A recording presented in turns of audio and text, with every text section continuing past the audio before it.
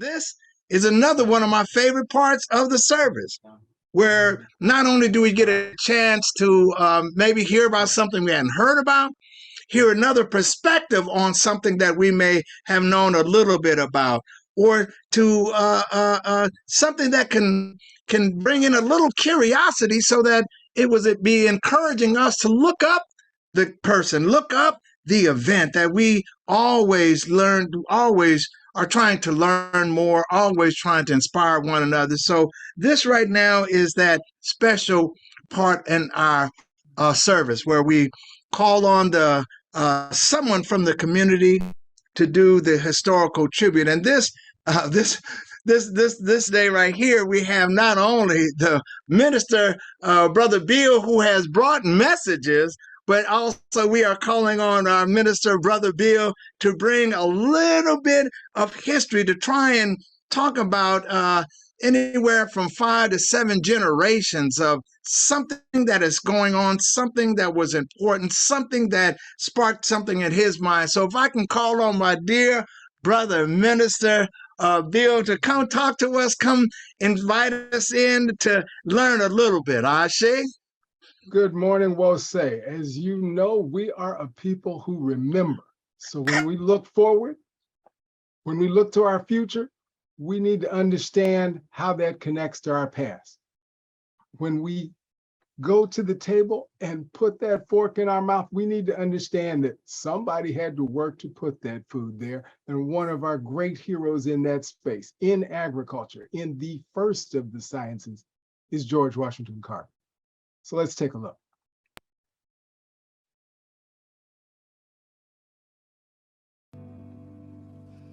Figure it out for yourself, my lad.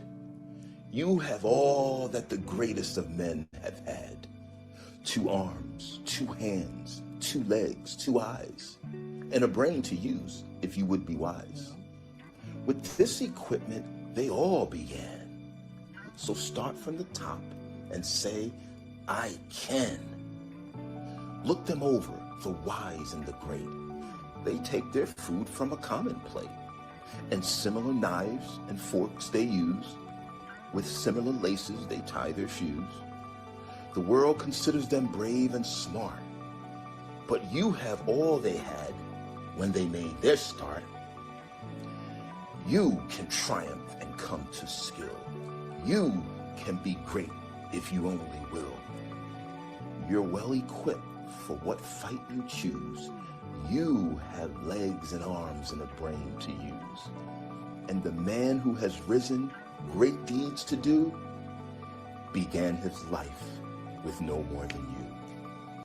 Many Americans of different temperaments, talents, racial, and ethnic backgrounds help paint the rich mosaic that we know today as cooperative extension. Much of the mosaic can be attributed to the efforts of one man, Booker T. Washington, who led an agricultural and mechanical school known then as the Tuskegee Normal and Industrial Institute. He, along with famed Tuskegee Institute researcher George Washington Carver, understood that the insights generated at Tuskegee and other agricultural research facilities across the United States would be fully utilized only if they were successfully communicated directly to farmers where they lived and worked. They pioneered the use of agricultural demonstration wagons, known as Jessup wagons, or movable schools. Washington appointed star Tuskegee student Thomas Monroe Campbell to oversee the implementation of this grand vision. These wagons, launched in 1906, were dispatched to far-flung regions of Alabama to provide producers with the most efficient farming methods. Without being fully aware of it at the time, Washington and Carver transformed extension work. The first 100 years of cooperative extension work are due in no small measure to these 3 men who acquainted Americans with practical knowledge in a way that had never been tried before. Knowledge that not only empowered people, but in a great number of cases, actually saved them. In this centennial year, it is with immense pride that the Alabama Cooperative Extension System salutes these 3 cooperative extension visionaries from Alabama, without whom the extension legacy would not have been possible. Booker T. Washington, George Washington Carver, and Thomas Monroe Campbell. Tuskegee's mobile education worked so well, the Federal City College copied it again 70 years later. The same organisms that we find here in this water and that we see under the microscope here, can we find these same organisms in our drinking water? I have a little sister at home. She don't eat the paint, but she plays with it. And I would like to know if there's any danger towards that. Suppose you're listening to a radio and you're using an earphone. How long before the noise will affect your ears? How come in the morning when you turn on the water's cloudy? A child who is eating paint can die, can become blind, mentally retarded for life. What we have in this beaker here is what we consider as polluted water. What happens is man breathes carbon dioxide under normal conditions to the upper portion of the lungs. But inasmuch as carbon monoxide is in the air, it acts as a catalyst, and it causes man to inhale it deeper into the lungs where he cannot throw it out. There are 5 scientific specialties presented in the lab: physics, mathematics, applied science, chemistry, and biology. Science undergraduates at Federal City College present the material. Place the plant under the bell jar. While others never put it on the evening news, Africans continue to push the forefront to teach our people how to feed ourselves. University District of Columbia is a land-grant institution, and it's quite different from other land-grant institutions that we specialize in urban agricultural research. I'm a third-generation Washingtonian. My family originally came from Alabama to Washington, D.C. in 1918. They came from Seawright, Andalusia, Alabama. And they were farmers in Washington, D.C. and teachers. And agriculture didn't really my father, wasn't really involved in agriculture. He was an engineer, boiler engineer, but I guess that agriculture gene skipped him and it hit me. So I decided to go back into agriculture and also get a degree in crop and soil science agronomy from the University of Maryland in College Park. Well, the unique thing that we really do here at the university, we've really got into recently in soilless agriculture, which would be aquaponics and hydroponics.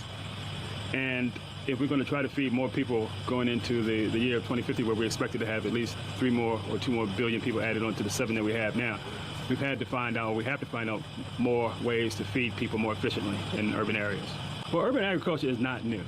People might think that it's new, but urban agriculture really started in Nile Valley civilization, Egypt, Kemet, in the continent of Africa, almost 3,000 years ago. Along the Nile River, they had settlements. They had settlements of people living, cities. So these cities came up around the Nile, and urban agriculture really starts there. So Tuskegee and University of District of Columbia collaborated on a grant, a farmer-to-farmer grant, which was issued by the National Institute for Food and Agriculture, NIFA, which is a section of USDA. And basically, the grant really has a degree of technological transfer, but also specifically growing nutrient-dense crops and climate-smart crops, so crops that would grow very well under very high temperatures, because we are living now in an era of climate instability where temperature extremes are the norm now. And so sometimes it's going to be very, very hot, like some summers it's going to be very hot, and you still need to be able to grow food. So we'll grow very specific types of crops inside the hoop houses here, and also on the outside to see which we can get the high yields. And most of these crops will be crops which have a high nutrient density. Right now we've swapped out the summer crops. So in the summer we had cucumber, we had peppers, we had squash, we had tomatoes, and we had a few crops which do well under very high temperatures. But we switched those crops out in August and went to fall crops. So we have in the fall crops we have crops now which will be able to withstand very low temperatures. But an interesting thing about this hoop house is that we don't use any fossil fuel at all to grow crops. So the electricity that is provided, a small amount of electricity that is provided to this greenhouse to power a blower which inflates between the 2 layers of plastic on the hoop house is powered by solar panels. And therefore, this would be a sustainable type of growing system. Finally, let's return to Dr. Carver's favorite poem and highlight some of our new scholars. You can triumph and come to skill. You could be great if you only will. You're well equipped for what fight you choose. You have arms and legs and a brain to use, and the man who has risen great deeds to do begin his life with no more than you.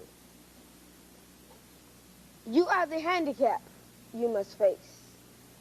You are the one who must choose your place. You must say where you want to go, how much you have studied the truth to know. God has equipped you for life, but he lets you decide what you want to do. Courage must come from the soul within. The man must furnish the will to win. So figure it out for yourself, my lad. You've always let the greatest of men have had. With your equipment, they all began. So get a hold of yourself and say, I can.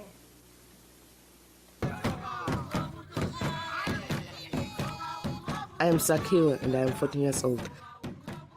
Being born and raised in Swaziland, I've experienced some of the many challenges that our country is facing. I'm interested in getting knowledge and understanding how things work. If you're well equipped with knowledge, you can have more input with the things around you. I volunteer in many environmental projects, and this has given me opportunities to learn in new ways.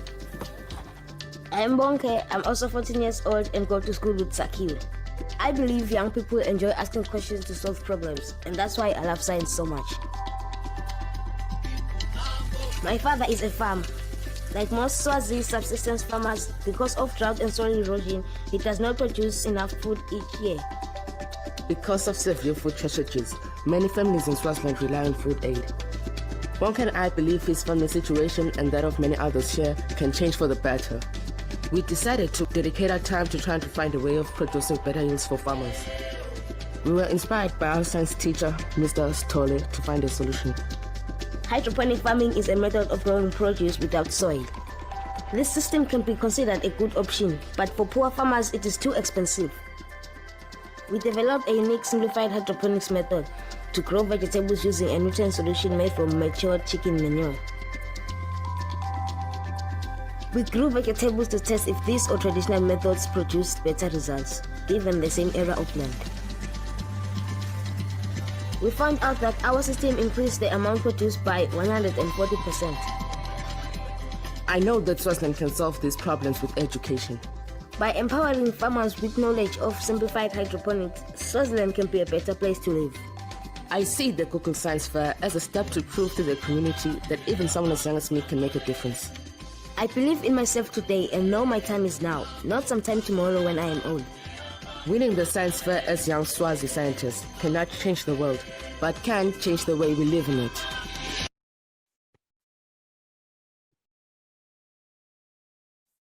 And we'll say now we pour libation. We pour libation for all those ingenious, loving Africans who devise ways to feed our bodies and our minds and grow our spirits ever stronger. Ashe. Ashe. Ashe. Ashe. Ashe. Ashe.